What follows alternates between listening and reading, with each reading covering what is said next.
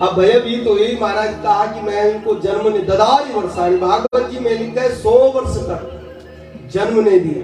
देवता लोग भी घबराए, ब्रह्मा जी भी घबराए, देवी कौन है तेरे गर्भ में, पैदा करो। 2 राक्षस हिरण्यकश्यप हिरण्याक्ष को पैदा किया दीदी ने, और लंबे चौड़े 1-1 मिनट में बढ़ रहे। एक लोभ का प्रतीक है, अरे काम का प्रतीक है। लोभ और काम बढ़ता जाता है जिंदगी में, दिनों दिन बढ़ता है। और इसी में अगर हम थोड़ा संतोष रखें तो ठाकुर जी कहते हैं बहुत बढ़िया। लोभ भी बढ़ता है और साथ में काम भी बढ़ता है, और इनमें अगर हम संयम रखें, संतोष रखें, भगवान बड़ी कृपा करते हैं सच्चे, और होना असंभव है। बोलो राधे राधे। बहुत असंभव है। लोभ होता है कि अब जजमान जी हर जगह कथा करा रहे, अपनी सुना रहे, बोलो राधे राधे, और ये सच नहीं माना। महाराज जी इतना हो जाए तो और बढ़िया था, इतना हो जाए, पहले कहते हैं कथा हो जाए और कुछ नहीं चाहिए। महाराज लोभ कभी मरता नहीं है। हम ठाकुर जी से निवेदन करते हैं, ठाकुर जी संतोष रखे जीवन, सबके जीवन में जो हमारे पास है अनंत है सज्जन, उसको तो भोगो। और जिनके जीवन में संतोष है वही भक्ति कर सकता है, वही भगवान के मार्ग में जा सकता है सज्जनों, वही भगवान को प्राप्त भी कर सकता है, वही प्राप्त कर सकता है भगवान। नहीं तो एक राजा की बात आती है ना, कथा नहीं सुनाऊंगा आपको, याद है कथा कि मंत्री को पूछा खजाने में कितना धन है, तो मंत्री ने कहा 14 पीढ़ी तक बहुत है। इतना धन है कि 14 पीढ़ी खा बैठ के खाएगी। तो 14 पीढ़ी तक खाने के लिए तो 15 का क्या हो, बताओ। इतना असंतुष्टि भी न हो कि 15 पीढ़ी की सोच रहे, और तब महाराज भगवान का व्रत कर। तो संतोष जीवन में आवश्यक है सच्चे, यथानुसार जितना हो सके, कभी अस्वस्थ नहीं हो सकते।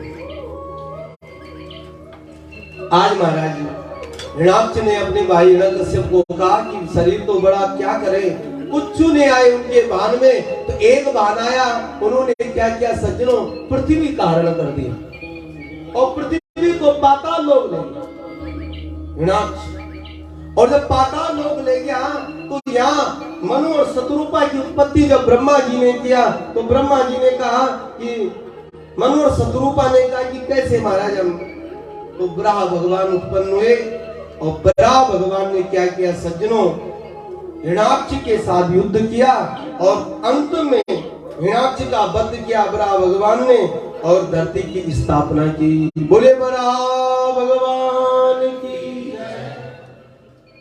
उसको बोलो थोड़ा, बोलो भक्त वत्सल भगवान की जय। तो महाराज ब्रह्मा भगवान ने इस धरती की स्थापना की सज्जनों, और उस समय से फिर महाराज इस सृष्टि में संतान उत्पन्न की चाहत की। मनु और शत्रुपा ने 5 संतानों को उत्पन्न किया। मनु महाराज और शत्रुपा की 5 संतान, 2 बेटे। अब बढ़िया कथा है, थोड़ा मुझे अच्छी लगती है कथा, थोड़ा बोलूंगा। भागवत एक ऐसा ग्रंथ है जो बेटियों से प्यार करते हैं यार, एक तो आती भी ज्यादा है और देती भी ज्यादा है। बोलो राजा। इसीलिए कथा व्यास बार बार देवियों की तरफ महाराज दृष्टिपात करता है, देवियों देवियों, माताओं माताओं। और भागवत में भी वही सूर्य व्यास जी ने कहा कि मनु महाराज जी ने संतानों को उत्पन्न किया, 2 बेटे और 3 बेटी, और उत्तम पाप बेटे उत्पन्न किया, आकृति, देवहूति महाराज और प्रसूति, ये 3 बेटियों को उत्पन्न किया, 3 बेटी उत्पन्न। तो महाराज यहाँ मैत्री महामुनि ने कहा कि महाराज उससे पहले आप जहाँ भगवान की बेटियों का वंश सुनो कि बेटियों का ब्याह कैसे होगा। तो यहाँ छाया से कर्दम ऋषि की उत्पत्ति हुई, और जब कर्दम ऋषि उत्पन्न हुए सज्जनों, तो कर्दम ऋषि ने मन में विचार किया कि सबसे बढ़िया जीवन है गृहस्थ जीवन। बोलो राधे राधे। देखो भागवत कितना बढ़िया शिक्षा देता है, सबसे अच्छा सबसे सबसे प्यारा, सबसे दुलारा कोई जीवन है तो गृहस्थ जीवन। इसको बोझ मत मानो, इसको बोझ मत मानो, इसको अपने जीवन में बढ़िया, ठाकुर आपकी युगल जोड़ियों को बढ़िया खुश रहो, बढ़िया उसको हमारा सम्मान दो, आप उसमें खूब प्रेम।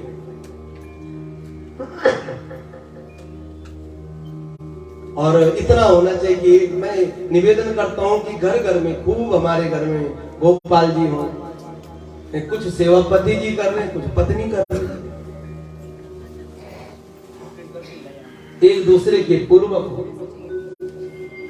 पति पत्नी में प्रेम होना चाहिए। गृहस्थ जीवन सबसे बड़ा आश्रम बताया गया, सन्यासी से भी, ब्रह्मचारी से भी, वानप्रस्थ से भी सबसे बढ़िया। और बड़े बड़े ऋषि हुए, सब ने दिया किया, सबकी संतान हुई सज्जनों। तो गृहस्थ जैसा जीवन कुछ नहीं, पर जीवन में एक दूसरे के पूर्वक होना चाहिए, तब महाराज आनंद आता है। एक दूसरे की पूर्वक न हो तो संतान भी ऐसी होती है, तब वो बोलते हैं मेरी मम्मी पापा भी झगड़ते थे, अब तो भी और मैं भी झगड़ गए। वो कहते परंपरा है, वो भी एक दूसरे, जब पिताजी खा लेते थे माँ तब बैठता, वो भाव तो ये होना चाहिए पहले पिताजी को खिलाए, पतिदेव को, फिर उनकी थाली में आप बैठे। बच्चे देखते हैं, बच्चे कहते देखो अब झगड़ना का, सुबह से लेकर शाम तक फोन पर भी वही काम। सोचो विचारो, जीवन कितना है, कितना मंगलमय जीवन ठाकुर जी ने दिया। जिंदगी व्यतीत हो गई लड़ते लड़ते, और कुछ नहीं रहा हमारे जीवन में, कितने लड़ोगे। और बहुत उदाहरण है आपके पंजाब में, इतने भयंकर उदाहरण है कि व्यास गति से नहीं बोलूंगा। आप समाचार पत्र देखो कि संपदा के लिए पति का, संपदा के लिए पत्नी को, बताओ कहीं जाना, दूर नहीं जाना, मैं इसलिए कह रहा हूं कि आप लुधियाना से सब जानते हैं, एक संपदा के लिए एक दूसरे के, और पति पत्नी। और भागवत कह रहा है कि सबसे अच्छा अगर जीवन में कोई धर्म है, आश्रम है, तो गृहस्थ आश्रम अच्छा अपना कर सकते। कर्दम ऋषि ने मन में विचार किया कि मैं गृहस्थ जीवन में जाऊं, और इससे पहले जाऊं तो मैं भक्ति करूं, भजन करूं, खूब भजनी नंदन बनूं मैं। तो 12 वर्ष तक कर्दम ऋषि ने भजन किया सज्जनों, और 12 वर्ष के बाद भगवान प्रकट हुए, और भगवान ने कहा क्या चाहिए तुझे। भगवान को कहे कर्दम ऋषि ने, मुझे ब्याह करना है। अरे तुझे शादी करनी, पर महाराज शादी करनी है, काम पत्नी न। डोंगरे जी महाराज जी ने भागवत में लिखा, समानुशीलम गृहमेधुधेनुनाम। कैसी पत्नी हो, समानशीलम गृहमेधुधेनुनाम। धेनु मानी, धेनु का मतलब क्या होता है, बहुत अच्छी बच्चे हैं। धेनु मानी गाय, हमको गाय जैसी पत्नी मिले, भक्ति करने वाली पत्नी, वो जैसी पत्नी मिल जाए मुझे। और क्या करे गौ माता, बोलो गौ माता ये वो जो पत्नी आए ना घर में, मेरा काम नहीं, मेरा सत्संग बढ़ा, सत्संग के लिए प्रेरित करे। शिवनारायण जी, ब्रजमोहन जी, अपने प्रवीण जी, और प्रवीण जी बता रहे थे कि फोन अब भी आ रहे हैं कि कई जगह है कमरे तो हम आते हैं। और कल तो बहुत अच्छा लगा मुझे, शिवनारायण जी ने कहा कि 2 नव ये लोग आए कहीं से, अपनी गाड़ी करके आए। एक बार जोरदार ताली मारो उनके लिए, इतने दूर से। तो बताओ कितना खर्च हुआ होगा, कितनी बड़ी कृपा जीवन में उनकी, अपनी गाड़ी लेके। पर हमने भागवत, क्योंकि टिकट नहीं मिला, तो थोड़ा इस समय ना हमारे जो टिकट है और सीट इधर उधर हो गई। बोलो राधे राधे, है। और जो मेरी पड़ोसी थी वो दूसरे पड़ोसी के पास चले गई। जो हमारा ग्रुप था, ग्रुप महाराज वो इधर उधर कर दिया। और तब किस पे गुस्सा आया मालूम है? ये 3 लोग बैठे यहाँ, अभी करते क्या? मैं तो समझ गया था कि आप क्या करें, वो लोग 6-7 साल बार कर देते हैं टिकटों की बुकिंग। अरे महाराज 2 ट्रेन है इस समय, बड़ोदरा से फैसला 7-8 घंटा रुकना। अरे महाराज भगवान को प्राप्त करना, भगवान को मिलना आसान नहीं, कुछ कष्ट उठाना पड़ता है।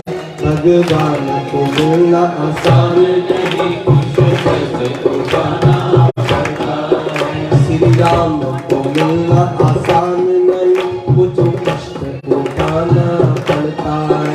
श्री राम को मिलना आसान नहीं, कुछ कष्ट उठाना पड़ता है। कभी रोटी का टुकड़ा मिलता है, कभी भूखा भी सोना पड़ता है। कभी रोटी का टुकड़ा मिलता है, कभी भूखा भी सोना पड़ता है। भगवान को मिलना आसान नहीं, कुछ कष्ट उठाना पड़ता है। भगवान को मिलना आसान नहीं, कुछ कष्ट उठाना पड़ता है। सरल नहीं होता धामों में आना।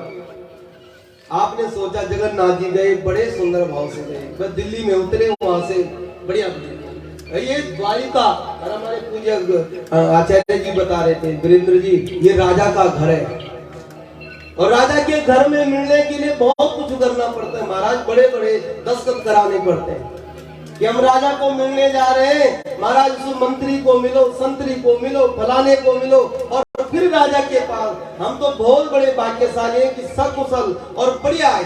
इंतजार करना पड़ा रेलवे स्टेशन पे, बहुत बड़ी भक्ति है। आप उसको मन में नहीं कि महाराज देखो ये, आप समझो आपके जीवन की बहुत बड़ी परीक्षा हुई, ठाकुर जी ने दी। आपने ये नहीं कि और चीज। मैं वही कहता हूँ कि मानव गलतियों को ज्यादा याद करता है, उनका ज्यादा स्मरण करता है। इसलिए सज्जनों भगवान की बड़ी कृपा हुई, हम भी 4-5 घंटा बैठे रहे।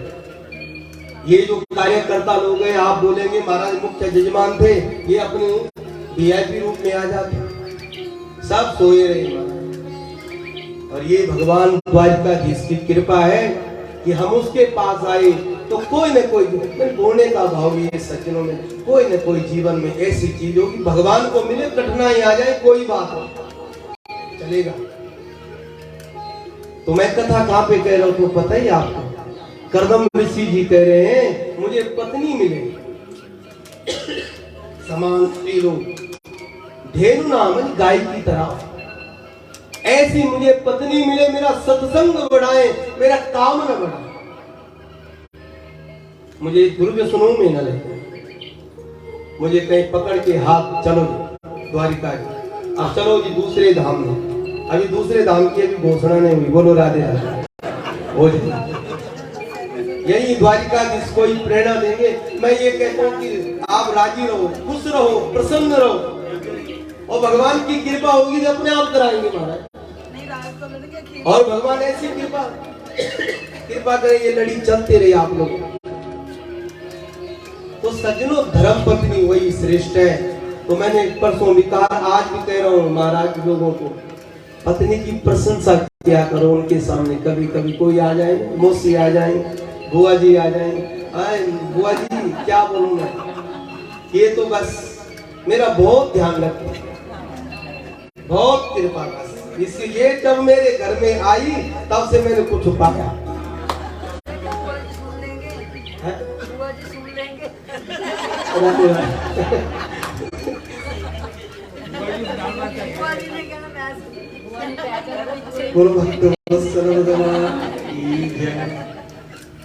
तो सज्जनों प्रशंसा करनी चाहिए। और देखो आप लोग देख ही रहे हैं कि कथा में भी देवियों की कथा, देवी भागवत में तो सबसे ज्यादा देवियों की कथा।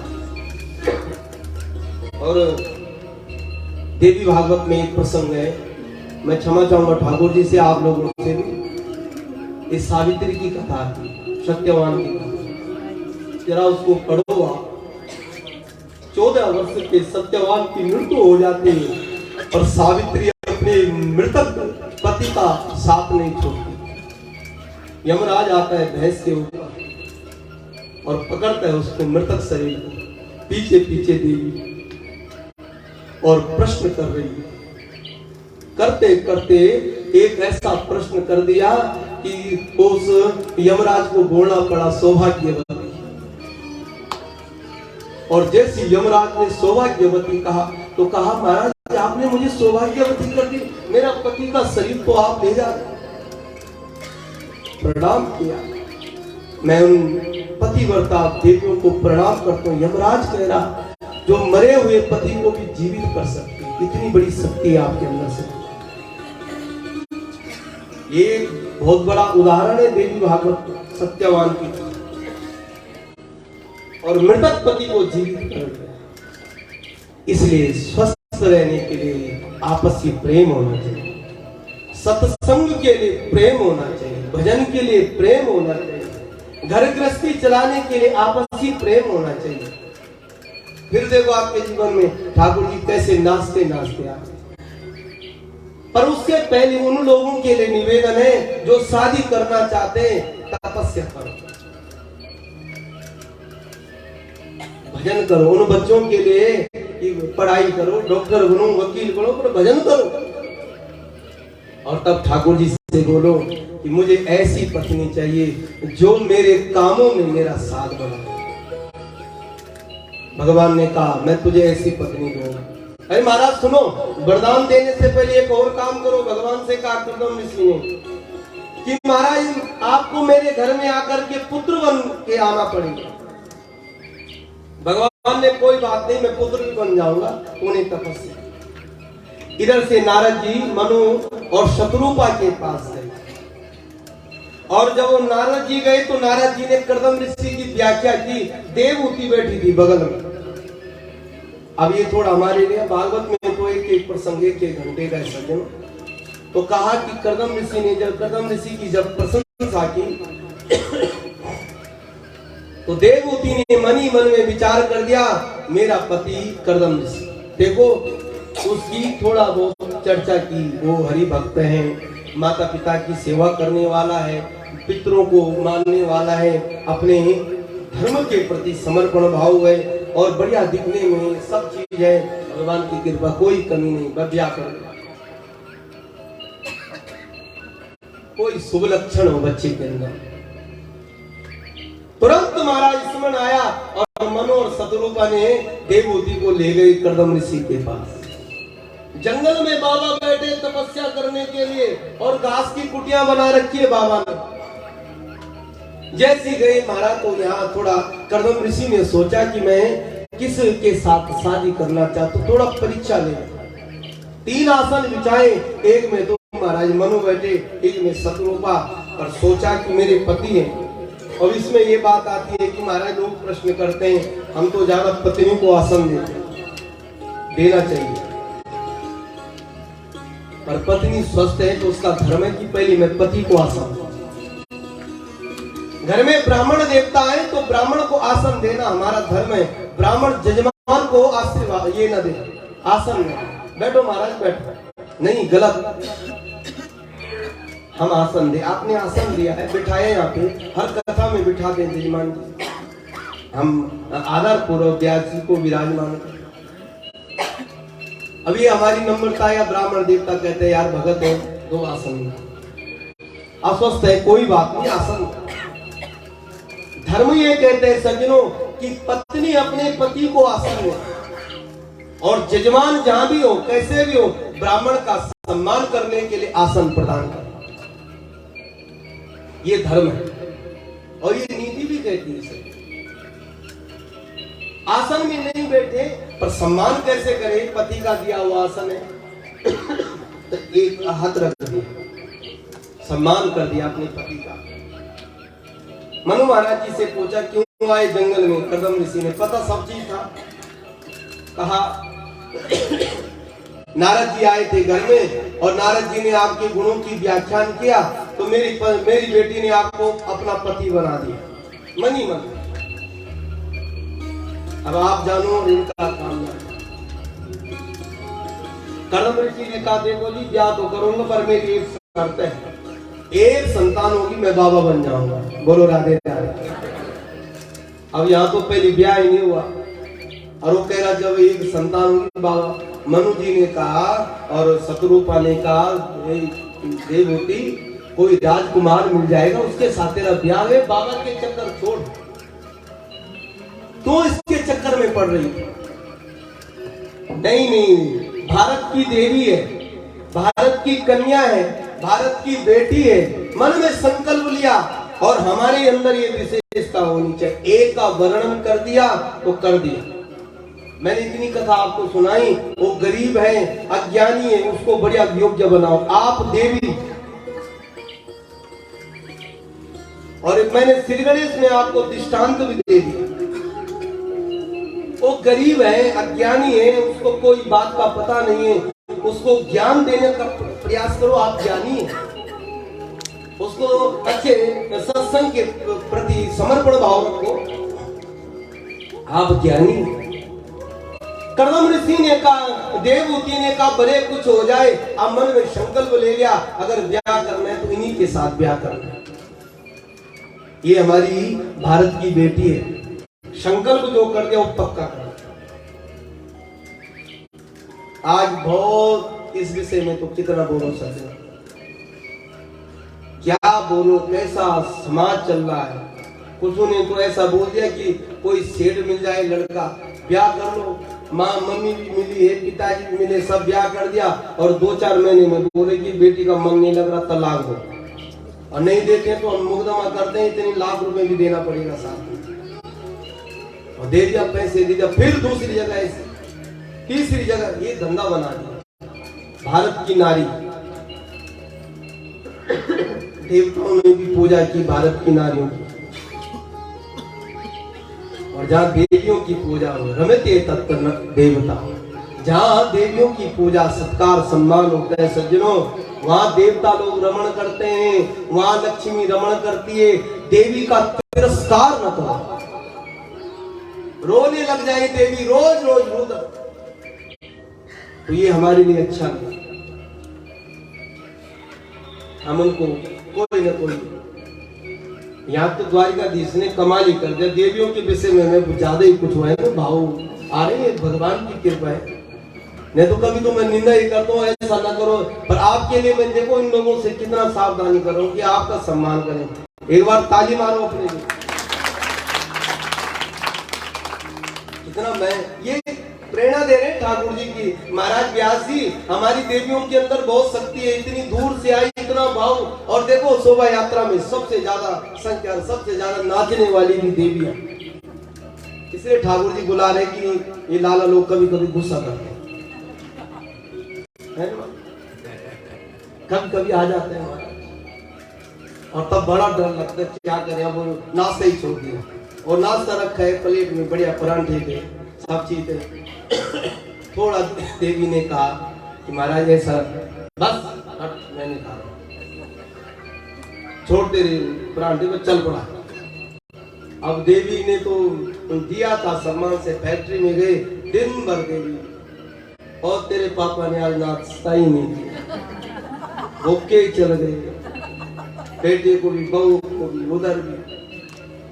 कितना सरल है देवियों का, देखो गुस्सा भी किया और फिर भी चिंता पति की। महाराज तो नाश्ता नहीं, गुस्सा आ गया, तो देखो क्रोध करना मैं पुनः तो कम करो, करने में ये नहीं है, पर इतना भी ना हो कि हम दिया हुआ भोजन त्यागें। देखो अपमान किसका है, भोजन प्रसाद, थाली लगी है, प्यार से पहले भोजन कर लो, अब बोलो क्या बात है, ऐसा ठीक है ना? तब उनसे बोलो, भोजन का परित्याग न करो। कोई सदाचार, आपके घर में कोई अनुष्ठान चल रहा है, शांत, कोई बात, फिर बाद में क्लास लगाओ कि जब पूजा में बैठते हैं ना बड़बड़ नहीं करते, चुप है ना। मैं कई जगह जाता हूँ ना, ओ लाला जी लगे हैं सेवा करने में, ठाकुर जी को चढ़ा रहे हैं समर्पण, और बीच में और कह रहे हैं अरे ऐसा करो, अरे कर तो रहा हूँ, जो मैं पंडित जी जो कह रहे वही तो कर रहा हूँ, पर बीच में बोल नहीं बोल। तो लाला जी कहते कोई बात नहीं, कुछ समय बोल, क्योंकि द्वारिका में पंडित जी ने कहा कि गुस्सा नहीं करना पूजा में, और रुक जा तू। जैसी पूजा समाप्त हुई, अब बता तेरे को पता है कि मैं पूजा कर रहा हूँ, जो नियम है उसी के अनुसार काम करो, बीच में बड़बड़ क्यों कर रही है? हाँ, तब आप हमारा समझाने का कर्तव्य से अच्छा हो गृहस्थ जीवन से। हमारी भारत की देवी है हमारा देवहूति, देवहूति। और उसी समय महाराज कर्दम ऋषि ने, जब मनु महाराज जी ने कहा कि राजकुमार के साथ ब्याह कर दूंगा, नहीं पिताजी मैंने इन्हीं के साथ ब्याह कर। जंगल में मंगल हुआ, ब्याह हो गया। मनु और शतरूपा ने अपनी बेटी को विदा किया। अब विदाई जानते हैं आप, बेटी की विदाई कैसी होती है? मैं आपसे एक निवेदन कर रहा हूँ, द्वारिका धाम में सबसे जितने भी जिन्होंने बेटी का विवाह करना है, कराना है, घर में विवाह कराओ और पैलेस में पार्टी। पैलेस में कभी भी मंत्र नहीं लगते, ध्यान दें। जो बेदी बनती है ना, बेदी, और आप तो यहाँ इतने लोग बैठे, किसी का भी 100 गज वाला मकान नहीं, सबके 200-200, 500 गज, 700 गज, 800 गज सबके, और खाली पार्क है। घर के आंगन में छोटी बेदी बनाओ मिट्टी की। हमारे यहाँ पंडित जी हैं, कुशलानंद जी, और भी ब्राह्मण हैं, अपने आचार्य जी हैं, बहुत है हमारे। बेदी बनाओ और सब करो, खूब धूमधाम मनाओ। पैलेस में जितना पैसा करो, ये संकल्प लो यहाँ द्वारिका जी में, लोगों की नहीं लोगे, है मन में विचार। अब पंडित जी कितने पड़े चक्कर में, अब घर में करो को करो, महाराज जी छोड़ो, कभी इतना टेंशन कौन करते, वहां सब चीज बन बनाया मिल जाता है। नहीं नहीं, ध्यान दो। अगर आपने जीवन में अच्छा कन्यादान करना है और जीवन में आपको लगे कि अच्छा ब्याह करना है, तो अपने घर में 100 गज का मकान है, एक छोटी बेदी बनाई और दूल्हा दुल्हन, ज्यादा कोई नहीं, और दुल्हन के पिताजी, माताजी, दूल्हे के परिवार वाले जो भी हैं, सब आए घर में और बढ़िया सुंदर से तुलसी को रखा, शालिग्राम भगवान अपने गोपाल जी को रखा, सबको बढ़िया विधि पूर्वक मंत्र हुए। पंडित जी को बोलो कितना समय लगेगा? तो पंडित जी हमारे कम से कम आपके लिए कह रहा हूं 5 घंटा, इतना सुंदर ब्याह होगा, आप बोलेंगे वास्तव में मंत्र अच्छा दिया। अब पैलेस में शादी करते हैं आप लोग, तो शादी करने का वहां क्या विधान है आपको पता ही है। पहले रिश्तेदार आए, कोई लिफाफा पकड़ा रहा, कोई कुछ पकड़ा कुछ। अब 2 बज गई, थके हार गए। और पंडित जी कितने हैं तुसी, आ जाओ। अब पंडित जी दूल्हा कह रहा है, पंडित जी सुनो मेरी गल, हम तो थक गए हो जाए। 15 मिनट और 15,000, बोलो राजे। 15 मिनट और 15,000 और चढ़ाना हो गया। आप बोले पंडित जी होता है ऐसी है तो क्या होता, कोई कमी थोड़ी है, होगा कुछ नहीं। आने वाली जो संतान है सज्जनों, उसमें उसका प्रभाव पड़ता है,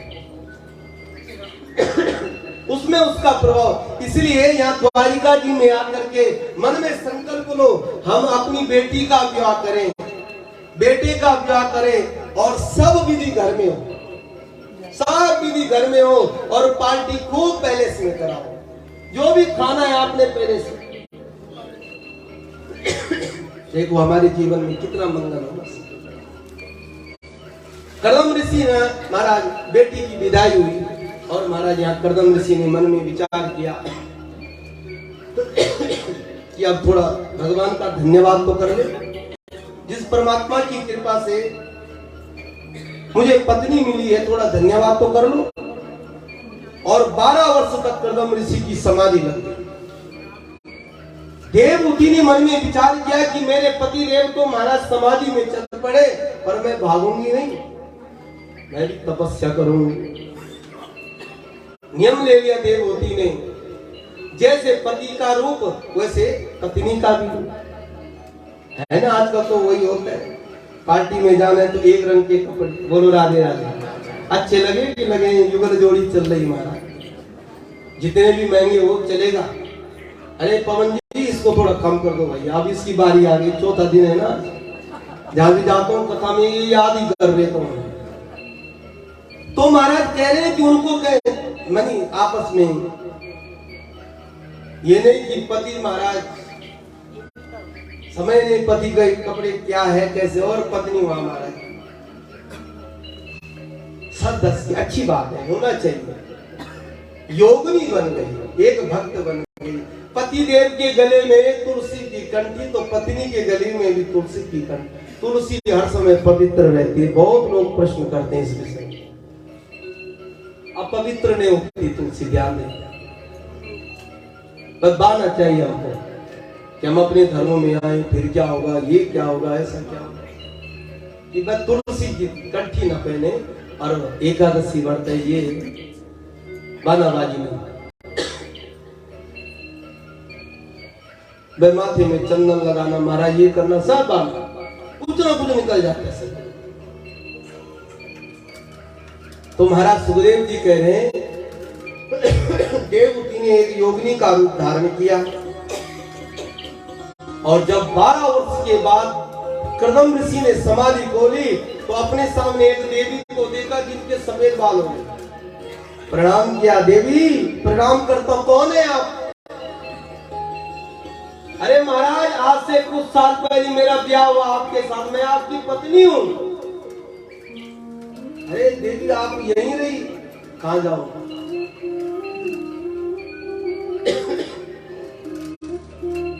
योग शक्ति के द्वारा कर्दम ऋषि ने एक सरोवर की उत्पत्ति की। अब देखो तपस्या कभी भी काम आ सकती है, माला कभी भी काम आ सकती है, ये भागवत का सत्संग कहीं न कहीं काम आएगा, द्वारिका आना कहीं न कहीं काम आएगा। और भगवान तो कह रहे हैं कि मेरी तरफ अगर थोड़ा भी चलोगे तो कहीं न कहीं कृपा करो, थोड़ा माला घुमा दी तो कृपा कहीं ना कहीं काम आया करते सब। तो महाराज कर्दम ऋषि ने एक योग शक्ति के द्वारा सरोवर उत्पन्न किया। उस सरोवर में 9 मंजिला भवन तैयार किया और देवी को कहा चलो इसमें स्नान करो। देवी ने स्नान किया तो तुरंत वो देवी बन गई 25 वर्ष। कर्दम ऋषि ने स्नान किया तो 35 वर्ष की, 30 वर्ष की, बढ़िया नवयुवक जोड़ी बन गई। दोनों ने उस भवन में विहार किया कई सालों से, साल तक, तो 9 कन्याओं की उत्पत्ति की। भागवत में कहते हैं 9 दावती, 9 कन्याओं की उत्पत्ति हो गई वहां। सावित्री, अनुसुईया, ये सब ये कर्दम ऋषि और देवहूति की बेटियां हैं। अब देखो कितना अच्छा लग रहा है कि भागवत में भी बेटियों की प्रधानता है, और आज सरकार भी कह रही बेटी की प्रधानता है, बेटों की प्रधानता है, श्रेष्ठता है। बेटे जब आज्ञाकारी हो, बेटी तो ऐसी होती है पिता दे कुछ न दे, फिर भी बेटी पिता की होती है, माँ की नहीं,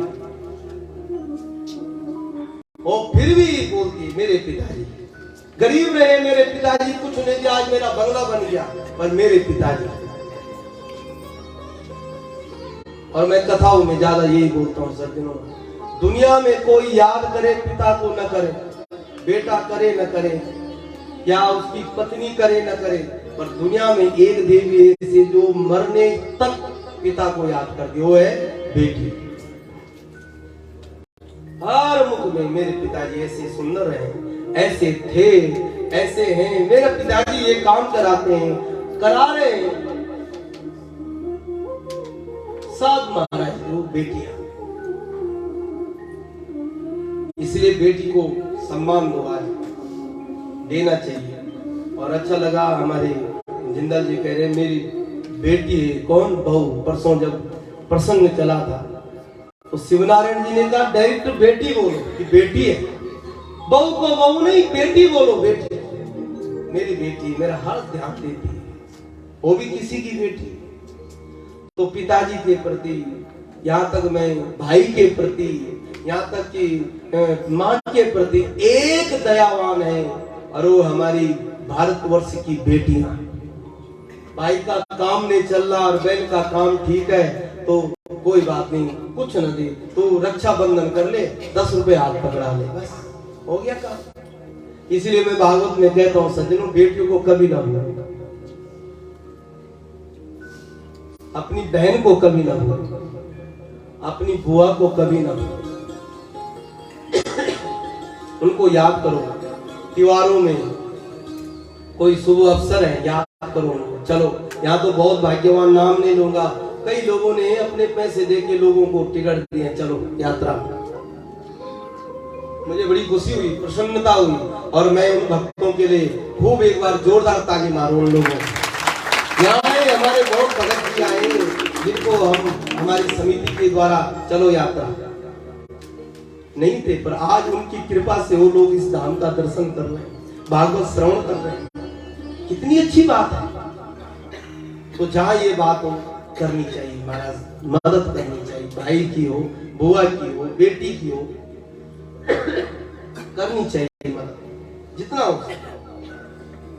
9 बेटियों को उत्पन्न किया। करदम जी ने कहा देवी मैं जा रहा हूं, यहाँ एक की बात थी, यहाँ 9 हो गई, पर नहीं महाराज, ये बेटी तो चली जाएगी दूसरे घर में, मेरा क्या होगा। तो भृगु वशिष्ठ जितने थे 9 ऋषि थे, उनके साथ इनका ब्याह कर दिया। और कर्दम ऋषि को याद आया, प्राप्त कर भगवान ने कहा था नहीं तुम्हारे घर में पुत्र बन के आऊंगा। तुरंत भगवान मन मंदिर में आए कर्दम ऋषि के, और देवहूति के गर्भ में आए। कार्तिक के महीने में ऐसा कहते हैं कपिल भगवान की उत्पत्ति हुई। बोलो कपिल भगवान की जय। कपिल भगवान की उत्पत्ति हुई। कर्दम ऋषि ने फेरी मारी, परिक्रमा, जंगल को चल पड़े। देवहूति ने कहा मेरा बेटा, मेरा बेटा, मेरा बेटा, क्या इससे क्या, ये स्वयं भगवान है। संख्याकारिका का ज्ञान दिया, गद्दी में विराजमान किया। बेटा कोई सारा नहीं, तू मेरा सारा है, मुझे धन से कोई प्रेम नहीं किसी, पर एक बात है तेरे से कुछ सुनना चाहता हूँ। जैसी व्यास गद्दी में विराजमान किया, मारा तुरंत प्रश्न कर दिया देवहूति ने, मैं एक राजा की बेटी थी, राजा की बेटी होने के बाद मैं एक ऋषि की पत्नी बनी, फिर भी मेरे मन को चैन नहीं आया, कारण क्या है बेटा, उसका प्रश्न का उत्तर दे दे। तब महाराज कपिल भगवान ने कहा माँ जीवन में सब चीज किया पर सत्संग ने किया। देखो कितनी बड़ी बात, सोना भी लगाया, हीरा भी लगाया, मोती भी लगाया, वहां भी घूमे, वहां भी घूमे, अच्छा पति भी मिला, अच्छी पत्नी भी मिला, पर मन को शांति नहीं।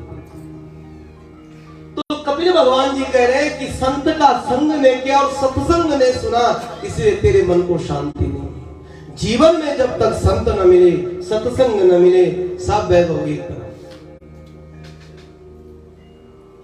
कर्दम महाराज देवहूति कह रहे कि संत कहां मिलेंगे, कैसे हुए संत। तो संतों के लक्षण बताए भागवत जी में।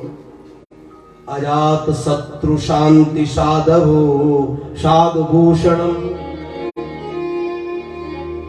संत देखो भागवत में आप लोग अपने पे इस श्लोक को अनुवादित करते, हमारे अंदर कितनी संतता है। संत का कोई शत्रु नहीं होता, पहला लक्षण। कोई संत का वैरी नहीं होता। सिया राम मैं सब जग जानी, करो प्रणाम जोरी जुग पानी। वो जहां भी देखता है महाराज अपने परमात्मा को देखा करते, इसलिए संत कैसे होते हैं, शत्रु नहीं होते संत के। और संत शांत होता है, मस्त। और संत साधक होता है, बस सब चीज छोड़ जाए पर भजन न छोड़े। संत के लक्षण बताए। सुंदर सत्संग हुआ, करते करते माँ का शरीर एक नदी के रूप में प्रविष्ट हो गया, गंगा बना गया।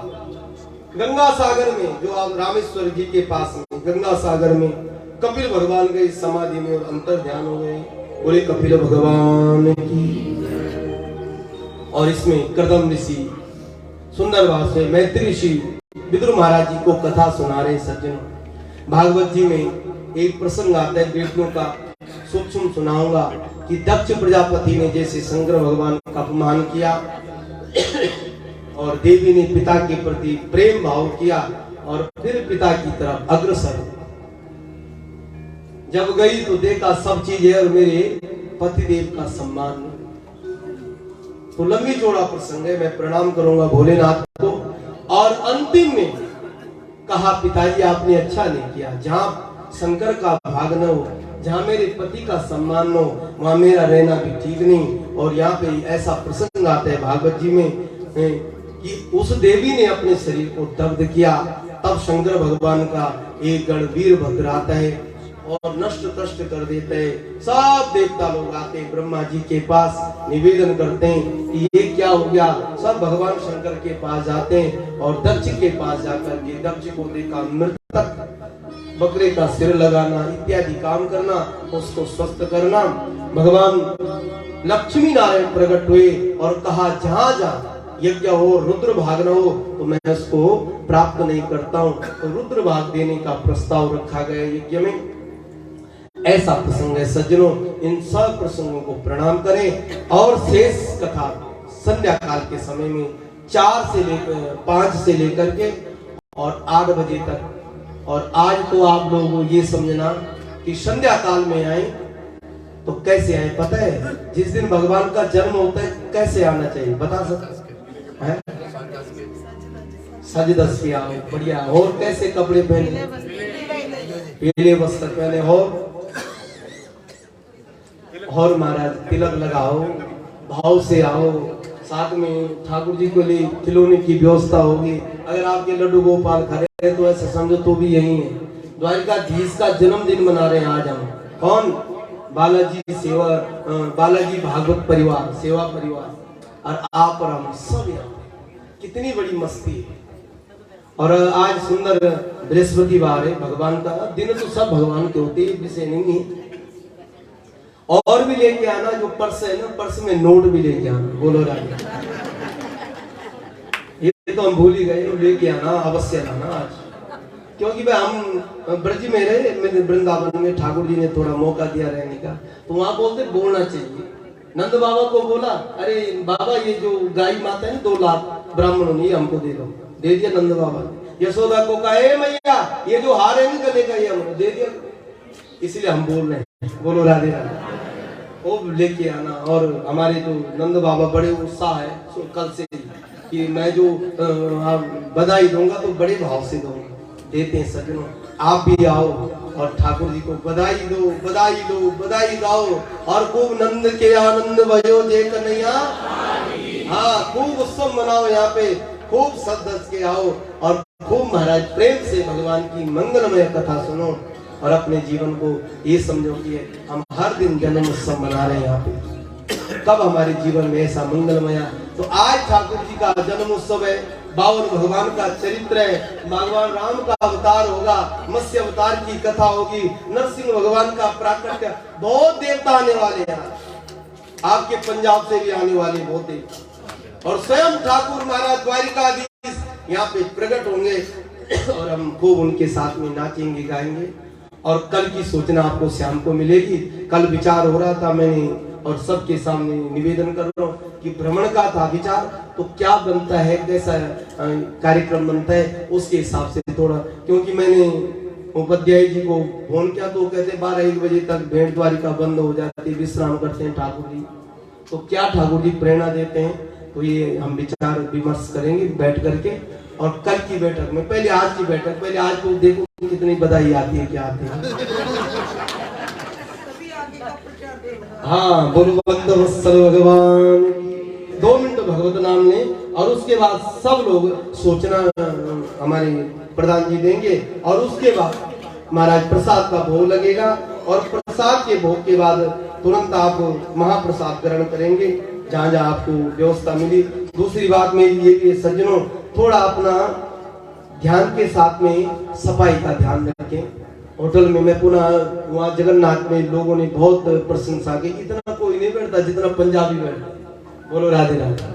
वो कह रहे महाराज यहाँ गुजराती भी आते, सब मराठी आते, पर बैठने की शक्ति सबके अंदर नहीं। पर आपके ये जो जजमान है बड़े बैठते रहते, सुबह से लेकर शाम तक कथा ही कथा।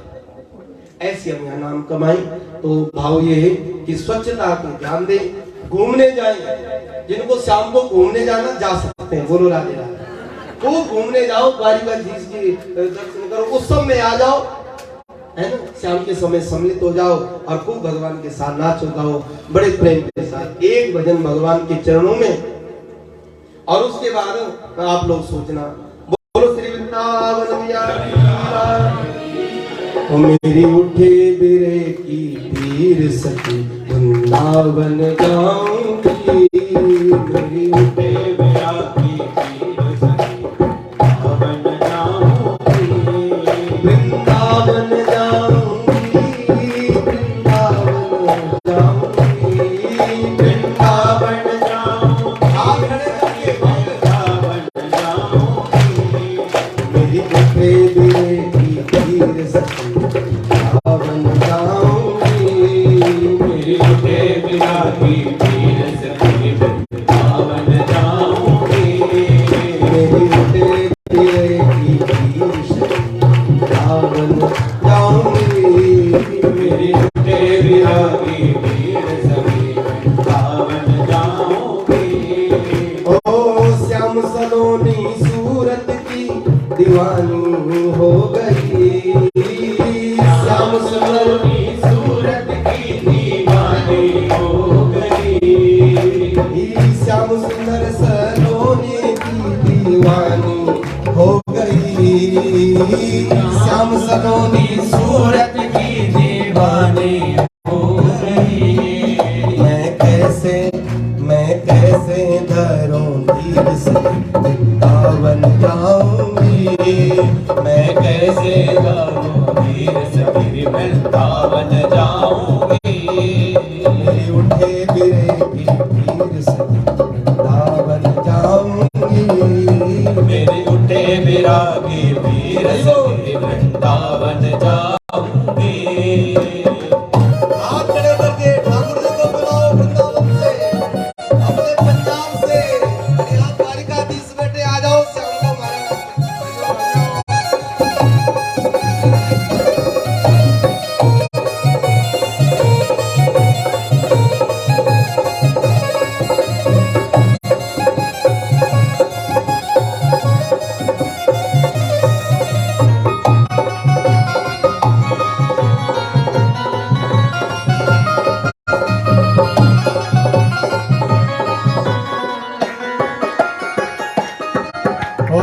छोड़ दिया मैंने भोजन पानी श्याम की याद में, छोड़ दिया मैंने भोजन पानी श्याम की याद में। आज सब लोग जितने भी आ रखे एक खूब इस होटल को सजाओ, बढ़िया प्रसाद मिले न मिले, क्या वो सखी कह रही है, हे गोविंद, हे नारायण, हे द्वारिकाधीश, तुम मिल गए, सब चीज मिल गई।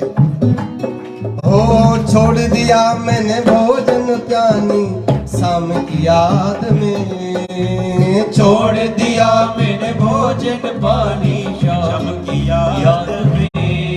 मेरे नैनों में बरसे नीर से बन जाऊंगी, मेरे नैनों में बरसे नीर बन जाऊंगी, मेरे उठे बिरे की पीर से वृंदावन जाऊंगी, मेरी उठे बिरा की पीर सखी वृंदावन जाऊंगी।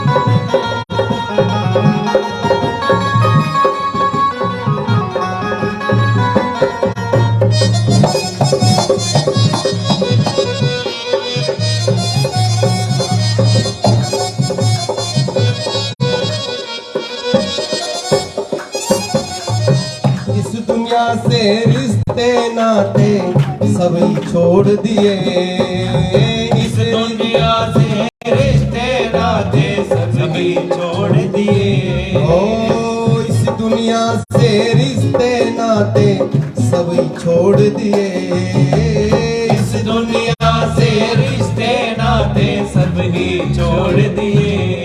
मैं कैसे दिखाऊं दिल चीर सखी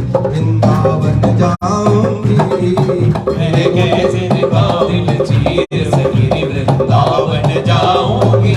ओ वृंदावन जाऊंगी, वृंदावन जाऊंगी, वृंदावन जाऊंगी, वृंदावन जाऊंगी। मेरी उठे बिरही पीर से वृंदावन जाऊंगी। मेरी उठे विरागी पीर सगी वृंदावन जाऊंगी।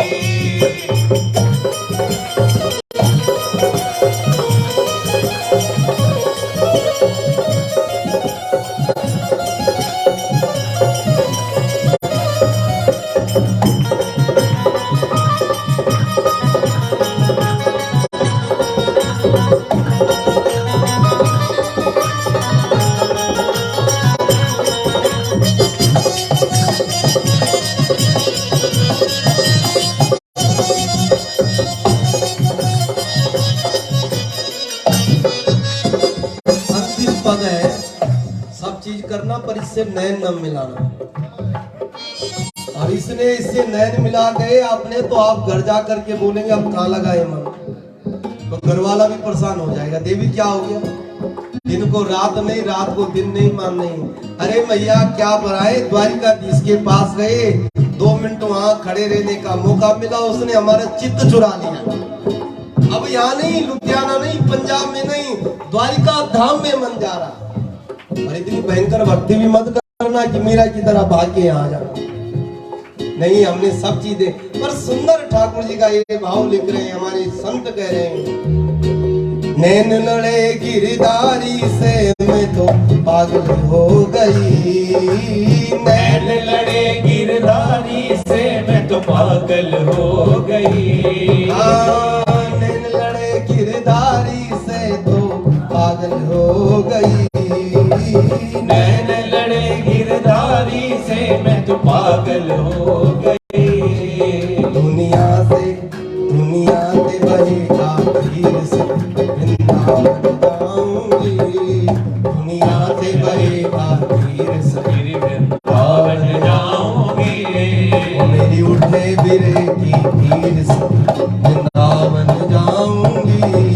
मेरी उठे विरागी पीर सगी वृंदावन जाऊंगी। ओ वृंदावन जाऊंगी, वृंदावन जाऊंगी, वृंदावन जाऊंगी सगी वृंदावन जाऊंगी। ओ मेरी उठे बिरे की तीर से वृंदावन जाऊंगी। मेरी उठे विरागी पीर सगी वृंदावन जाऊंगी। मेरी उठे बिरे की तीर से वृंदावन जाऊंगी। मेरी उठे विरागी पीर सगी वृंदावन जाऊंगी। बोले श्री वृंदावन बिहारी लाल की।